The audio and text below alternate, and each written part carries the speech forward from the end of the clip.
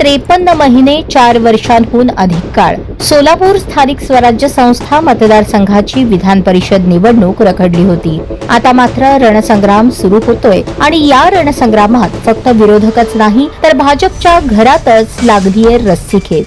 360 मतांचा किल्ला हाती असताना भाजपला उमेदवारच ठरवता येत नाही।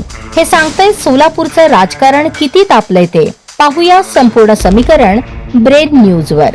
सोलापूर जिल्ह्यात नुकत्याच झालेल्या महापालिका, जिल्हा परिषद, नगर परिषद आणि नगरपंचायत निवडणुकांमध्ये भाजपने आपला दबदबा सिद्ध केला। विधान परिषद निवडणुकीसाठी पात्र असलेल्या 616 मतदारांपैकी तब्बल 307 मते थेट भाजपच्या खिशात आहेत। म्हणजे निम्म्याहून अधिक। निकाल सांगण्यासाठी ज्योतिष लागणार नाही। कोणाचे किती संख्याबळ?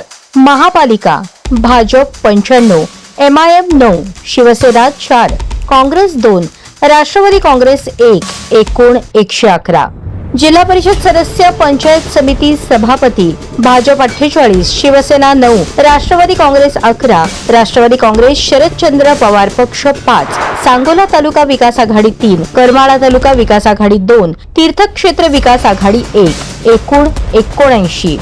नगर परिषद व नगर पंचायती भाजप 164, शिवसेना 63, शिवसेना उद्धव बाळासाहेब ठाकरे पक्ष 31, काँग्रेस 16, राष्ट्रवादी काँग्रेस शरदचंद्र पवार पक्ष 24, करमाळा शहर विकास आघाडी 10, राष्ट्रवादी काँग्रेस 39, अपक्ष 25, तीर्थक्षेत्र विकास आघाडी 24, पंढरपूर मंगळवेढा विकास आघाडी 4, सांगोला शहर विकास आघाडी 8, माढा शहर विकास आघाडी 6, माळशिरस नागरी आघाडी 12, एकूण 426। प्रमुख पक्षांचे एकूण बलाबल: भाजप 307, शिवसेना 76, राष्ट्रवादी काँग्रेस 51, शिवसेना उबाठा 31, राष्ट्रवादी काँग्रेस शरद पवार 29 आणि काँग्रेस 18। पण ही निवडणूक फक्त आकड्यांची नाही, महायुतीचा जागा वाटप फॉर्म्युला हा इथला खरा कळीचा मुद्दा। उपमुख्यमंत्री एकनाथ शिंदे यांना हा फॉर्म्युला मान्य होणार का? जर नाही तर शिवसेना सोलापूर जिल्ह्यात भाजप विरोधात मोठ बांधू शकते आणि ती मोठ बांधण्यासाठी साम दाम दंड भेद सगळी ताकद शिवसेनेकडे सध्या आहे। भाजप विरुद्ध शिंदे सेना हे समीकरण जुळलं तर सोलापुरात मात्र खेळ पलटू शकतो आणि भाजपच्या आतमध्ये बार्शीचे माजी आमदार राजा राऊत, माळशिरसचे राम सातपुते, पंढरपूरचे प्रशांत परिचारक, जिल्हाध्यक्ष शशिकांत चव्हाण, शहराध्यक्षा रोहिणी तडवळकर सगळेच इच्छुक, सगळेच जोरदार। एकाच जागेसाठी 5 दावेदार, घरचा झगडा बाहेर आला म्हणायचं। यातील राजा राऊत हे मुख्यमंत्री देवेंद्र फडणवीस यांचे अत्यंत निकटवर्तीय म्हणून सोलापुरात ओळखले जातात। त्यामुळे फडणवीस कुणाच्या नावावर शिक्का मारतात हाच प्रश्न आता सगळ्यांच्या ओठावर आहे।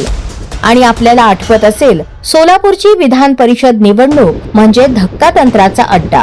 सुभाष देशमुख, रणजित सिंह मोहिते पाटील, दीपक साळुंखे, प्रशांत परिचारक प्रत्येक निकालाने नवसमीकरण जन्माला घातलंय। यावेळी धक्कातंत्र थांबणार की आणखी एक नाट्यमय उलथापालथ होणार?